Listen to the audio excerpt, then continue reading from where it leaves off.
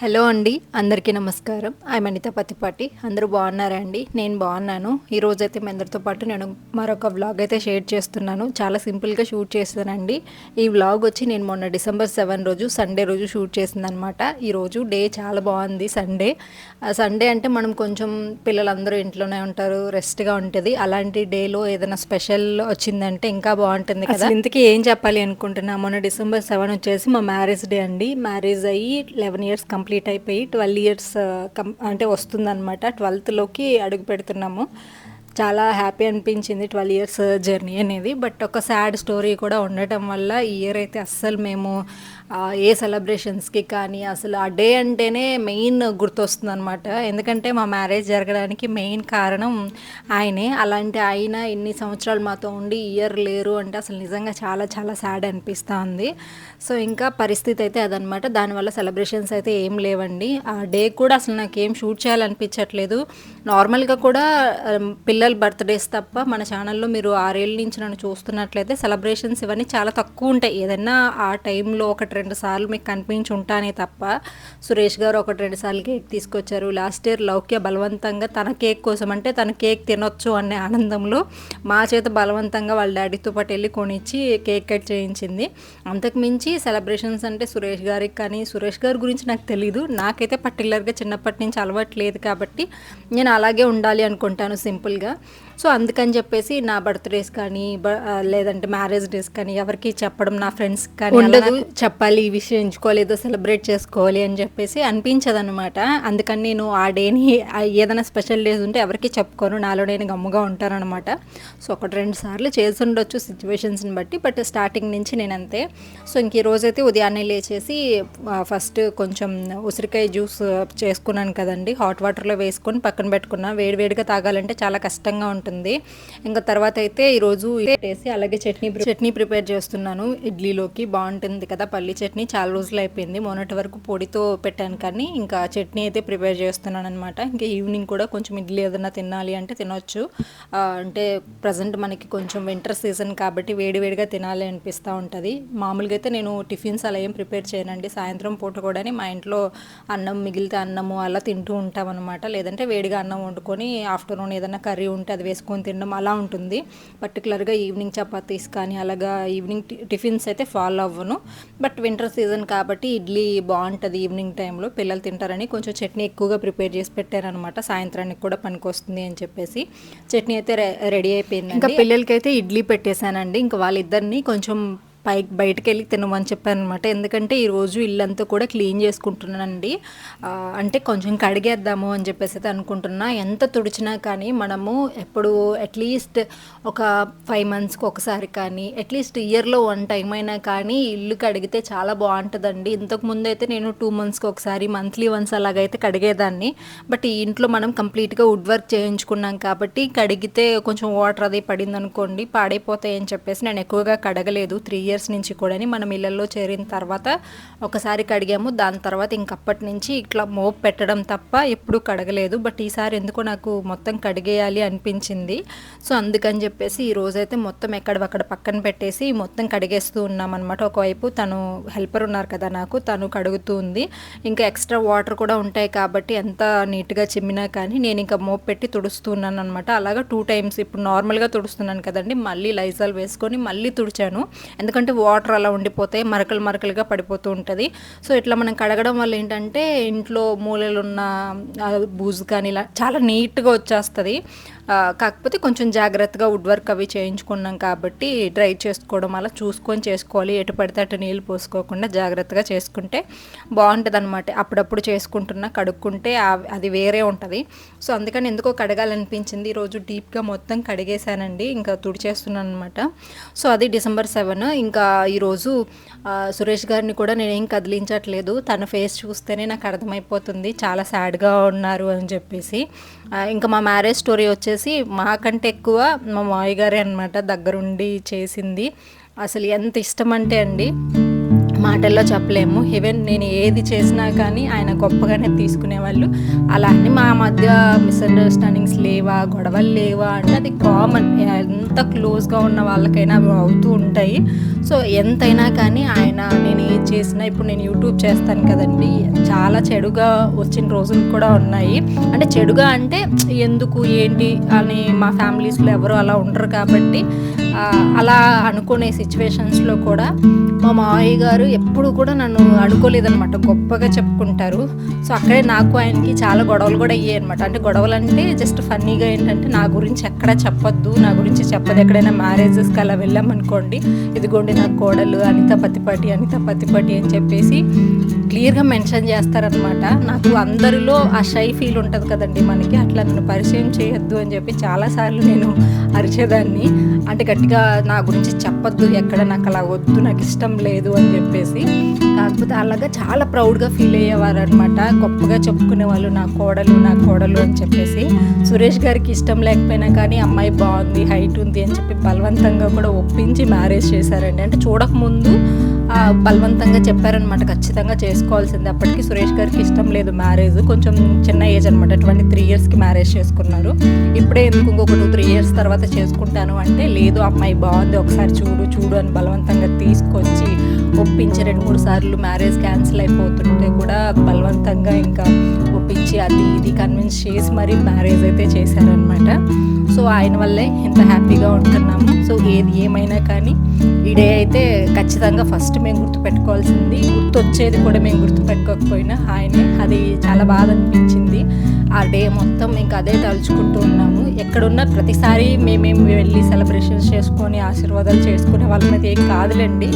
కాకపోతే వాళ్ళు అక్కడున్నా మేము ఎక్కడున్నా మనిషి ఉన్నారు అనేది ఉంటుంది. బట్ ఈసారి ఇంకా అసలు అట్లీస్ట్ చెప్పడానికి కూడా ఎవరు లేరు అని చెప్పేసి బాధ అనిపించింది చాలా ఆ రోజైతే.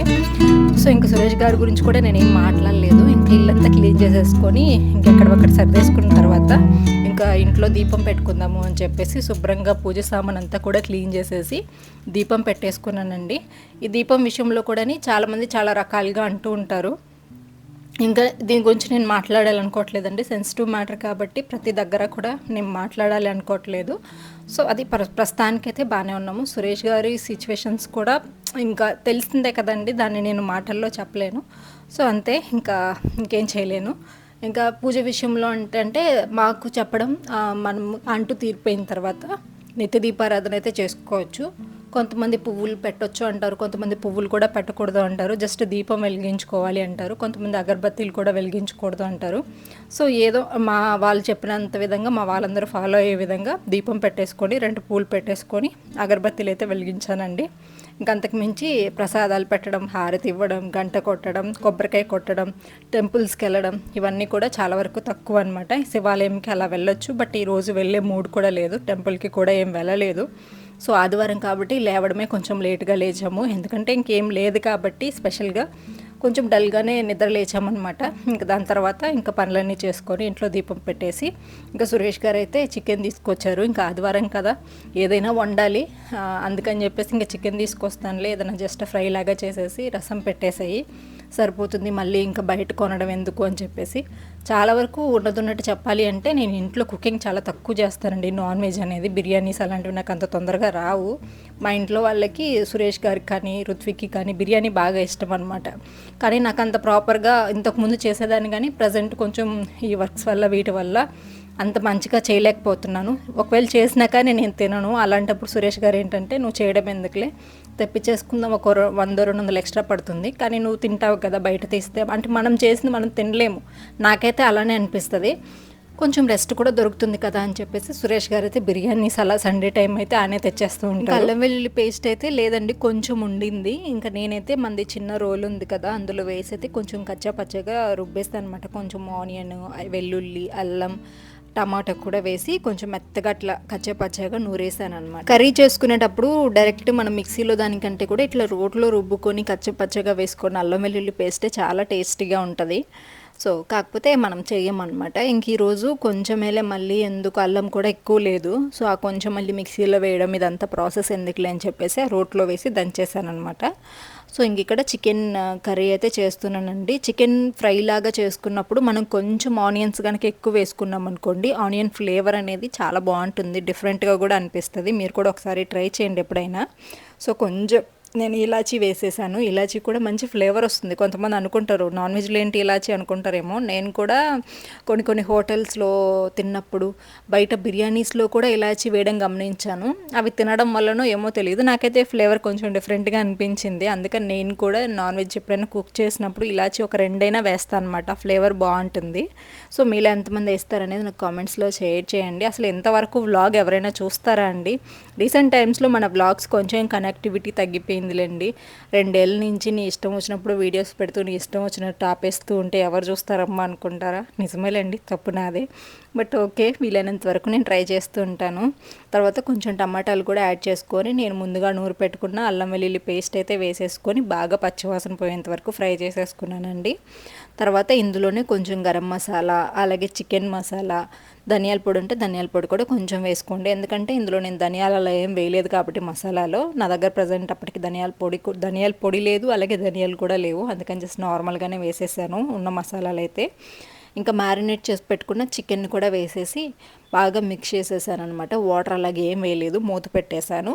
అందులో ఉన్న వాటర్ సరిపోతుంది. ఒక 1 గ్లాస్ అంటే టీ గ్లాస్తో ఒక 1 గ్లాస్ అయితే యాడ్ చేశాను అనమాట. మరీ ముద్దగా మరీ గ్రేవీలాగా కాకుండా అలా అయితే చేసి పెట్టేశాను. ఇంకా ఆఫ్టర్నూన్ అవి చూసుకుంటూ ఇంకా వర్క్స్ అయితే చేస్తూ ఉన్నామండి. ఆదివారం అయినా కానీ, ఎందుకంటే ఈ మధ్య అంతా వర్క్స్ అవి జరగట్లేదు కాబట్టి ఇంకా సెలవు ఏం తీసుకోలేదు. వర్క్స్ చేసుకుంటూనే ఇంకా ఇంట్లోనే రెస్ట్ తీసుకుంటూ ఉన్నామన్నమాట, పిల్లలు ఉన్నారు కాబట్టి. ఇంకా ఈవినింగ్ కరెక్ట్గా 4 అట్లయింది. లౌక్య ఒకటేగా అడుగుతుందనమాట, అమ్మ స్నాక్స్ ఏమన్నా కావాలి అని చెప్పేసి. ఇంట్లో మొక్కజొన్నవి బొరుగులు ఉన్నాయండి. లాస్ట్ టైం మా అక్క పంపించుంటే ఇంకా అవి గుర్తొచ్చాయన్నమాట. సర్లే అవి వేయించదాము, బాగున్నాయి ఫ్రెష్గా. మొన్న కూడా ఎండలో కూడా పెట్టే కొంతసేపు. సరే అని చెప్పి ఇంకా అవైతే వేయించేస్తానమాట, తినడానికి బాగుంటాయి కదా అని చెప్పేసి.